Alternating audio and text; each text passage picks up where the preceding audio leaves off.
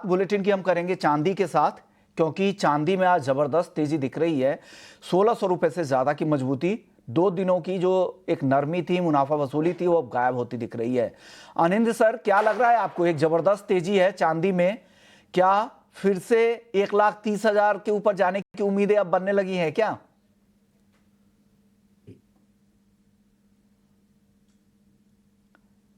Am I audible? जी जी, आपकी आवाज आ रही है। हाँ, चांदी पर ओके। आपकी राय चाहिए। हाँ हाँ विष्णु जी।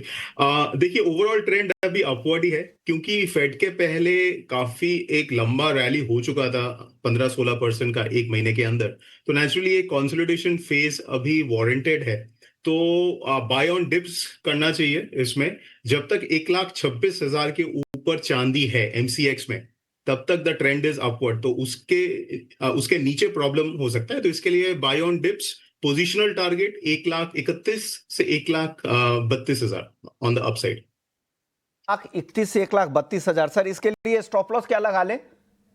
1,26,000 के नीचे, क्योंकि उसके नीचे तो थोड़ा सा stop loss selling can be seen. Okay, मतलब और ये $41 पोजिशनल रहा है सर, स्पॉट। कितने दिनों के लिए होगा? अगले हफ्ते ये में? जनरली आपका 2 वीक्स का, क्योंकि 2 वीक्स। काफी फास्ट रन हो चुका है, तो कंसोलिडेशन हो सकता है 3-4 दिन कंसोलिडेट करे। ओके, 3-4 दिन कंसोलिडेट करे। 1,31,000, 1,32,000 ये टारगेट दिख सकते हैं आपको। लेकिन चांदी में बिना स्टॉप लॉस के कभी ना ट्रेड करें। पोजिशनल राय है, 2 हफ्ते का आउटलुक है, 1,26,000 का एसएल भी लगा लीजिएगा। तरुण जी, आप बताइए, चांदी पर आपकी राय क्या है सर?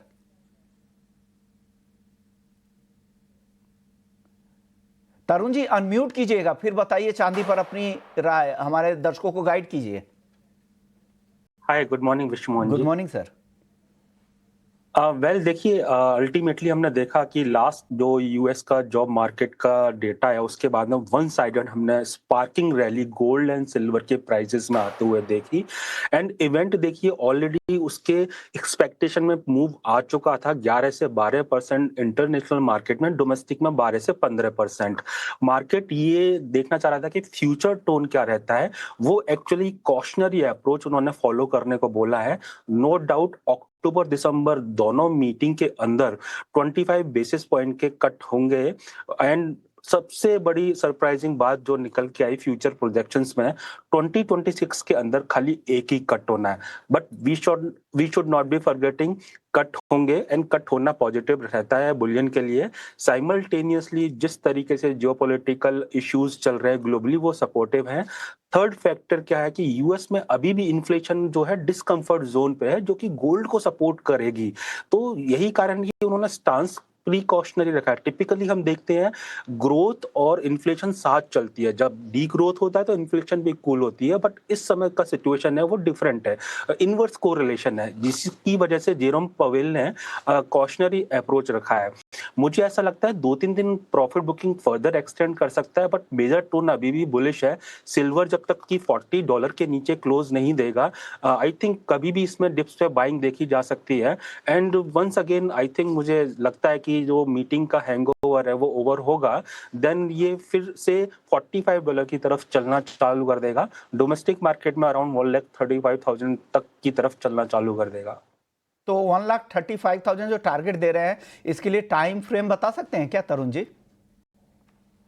देखिए, मे भी हो सकता है 1 week we may face consolidation in the market, but क्योंकि earlier we have seen very solid up move and जिसके अंदर वॉलेटिलिटी बहुत हाई थी। मुझे ऐसा लगता है कि वंस रैली विल रिज्यूम, मे भी हो सकता है कि हम मिड ऑफ अक्टूबर तक सिल्वर के प्राइस वहां तक जाते हुए देखें। मिड अक्टूबर तक, 15 अक्टूबर तक आपको लग रहा है कि 1,35 तक के टारगेट दिख सकते हैं। आपके ट्रेड में स्टॉप लॉस क्या लगाया ले sir Tarun ji? Closing basis पे $40 के नीचे अगर सिल्वर क्लोज देगा, then only trend will reverse, otherwise market के अंदर रैली कंटिन्यू रहेगी। तो इंटरनेशनल मार्केट को फॉलो करते हुए जब भी $40 के नीचे क्लोजिंग देता है, तब आई थिंक डोमेस्टिक मार्केट में एग्जिट कर जाना चाहिए। बट उस समय भी मैं ये कहूंगा कि उस समय जो प्रॉफिट बुकिंग आएगी वो भी शॉर्ट लिव्ड होगी। मेजर ट्रेंड फिर भी तेजी का रहेगा। मे भी हो सकता है कि हम 2 से 3 और डॉलर्स का करेक्शन कॉमेक्स स्पॉट में देखें, बट ओवरऑल जो बुल रन हमने देखा है, that will continue and will remain very much intact. चलिए गोल्ड की बात कर लेते हैं। गोल्ड में भी आज अच्छी तेजी है, 500 रुपए के आसपास की तेजी यहां पर भी दिख रही है। अनिल सर, गोल्ड पर क्या राय बन रही है? गोल्ड में भी तेजी एक्सटेंड होगी, इसी तरह की तेजी दिख रही है आपको? फिर से नया रिकॉर्ड बनने वाला है गोल्ड में? विश्वमान जी, गोल्ड में भी सिल्वर की तरह काफी एक रैली हो चुका था, 11-12% का रैली हो चुका था गोइंग इनटू एफओएमसी। यहाँ पे भी एक कंसोलिडेशन का फेस होना चाहिए, क्योंकि जब भी मार्केट एक इमोशनल फेज के थ्रू जाता है, जो था लास्ट 72 आवर्स, उसके बाद एक कंसोलिडेशन होता है। तो जब तक 3600 के ऊपर स्पॉट गोल्ड है डॉलर टर्म्स में, ट्रेंड इज क्लियरली अपवर्ड। और अगर मैं एमसीएक्स के हिसाब से बात करूं तो 1,07,500 के ऊपर लगभग मतलब जो लेवल बनता है, तो इसलिए इसमें बाय ऑन डिप्स करना चाहिए। 1,08,800 के आसपास will be a good entry level. At least 1,09,000 के नीचे एंट्री करना चाहिए ऑन द लॉन्ग साइड, और अपसाइड में धीरे धीरे ये 1,11,000 की तरफ जाना चाहिए in the coming weeks. Weeks में आपको 1,11,000 के लेवल आपको दिखेंगे। 1,08,800, 1,09,000 के नीचे जब भी भाव मिले तभी खरीदे। इस ट्रेड में स्टॉप लॉस आपने क्या बताया है बैनर्जी सर? 500 के नीचे। ओके, 1,08,500 के नीचे। आप बता दीजिए तरुण जी, और एसएल भी बताइएगा, टाइम फ्रेम भी बताइएगा अपने टारगेट के लिए सर। मेरे को अभी भी गोल्ड में तेजी नजर आती है। देखिए जो हुआ है वो प्रॉफिट बुकिंग पोस्ट इवेंट हुआ है, अभी भी गोल्ड ने सपोर्ट लेवल को ब्रेक नहीं किया है। आई थिंक 3600 से 3580 बाइंग जोन है। जब तक कि इनके नीचे प्राइस स्लिप नहीं करेंगे कॉमेक्स स्पॉट के अंदर, momentum will be on higher side only. It's only knee jerk reaction to the outcome of meeting, but मुझे लगता है कि अल्टीमेटली अगर इट हैज टू करेक्ट, तो मेरे हिसाब से कल से लेकर आज तक काफी करेक्ट प्राइजेस कर चुके होते हैं। एंड करेक्शन के बाद हम देखें कि साइडवेज टर्न हो चुके हैं। वी नीड टू सी कि फर्दर जो लेग है वो किस तरफ आएगा, बाइंग साइड में आएगा या सेलिंग साइड में आएगा। बट मुझे ऐसा लगता है कि 2-3 दिन में मार्केट डाइजेस्ट कर लेगा। एंड स्टांस अभी भी रेट कट का है, साइमल्टेनियसली इन्फ्लेशन अभी भी एलिवेटेड है यूएस के अंदर, so that will support the gold prices safe haven buying. And अभी अपकमिंग इंडिया के अंदर हम देखेंगे फेस्टिविटीज का बाइंग होगा, देन सीजनल मैरिज का विंटर में काफी अच्छा स्ट्रॉन्ग बाइंग रहता है। Central bank again aggressively buy कर रहे हैं, जिस तरीके से that momentum will continue. So मुझे लगता है कि जो मेजर रन है, मेजर स्टोरी है, that is not changed. And bit of the profit booking is a healthy sign for the market। 3580 के ऊपर मैं इसमें बुलिश ही रहूंगा। मुझे लगता है कि हायर रेंजेस पे अगर 3708 का जो हाई कल गोल्ड ने ओवरनाइट लगाया था वो ब्रेक होता है तो फर्दर हाईज देखने को मिलेंगे। अगर लेवल्स को आप कन्वर्ट कर दे घरेलू बाजार में तो ज़्यादा आसान होंगे, क्योंकि हमारे जो मासेस हैं ना, व्यूअर्स हैं, वो घरेलू बाजार में ही ट्रेड कर रहे हैं। आई थिंक मुझे ऐसा लगता है जब तक कि 1,07,000 के ऊपर प्राइजेस है, आई थिंक ट्रेंड पॉजिटिव ही रहेगा।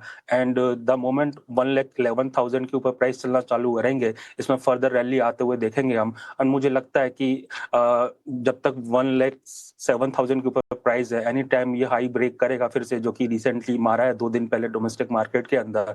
एंड मे भी हो सकता है 1,13,000 1,15,000 तक प्राइस देखने को मिले 1 से 2 महीने के अंदर। 13,000 से 1,15,000 रुपए तक के भी टारगेट आपको 1 से 2 महीने में दिख सकते हैं। तो यानी बड़ी तेजी अभी भी दिख रही है। हो सकता है कि कंसोलिडेशन आपको उससे पहले दिखे, थोड़ी बहुत मुनाफा वसूली भी दिखे, लेकिन तेजी अभी इंटैक्ट है। यही हमारे दोनों एक्सपर्ट से निकल कर आ रही है। और जो टारगेट दे रहे हैं पोजिशनली या 1 से 2 महीने के लिए भी, वो 1,11,000 यहाँ पर दे रहे हैं, और 1,31,000 से 1,35,000 चांदी को लेकर दे रहे हैं। तो एक बड़ी टारगेट अभी भी यहाँ पर निकल कर आ रहे हैं। चलिए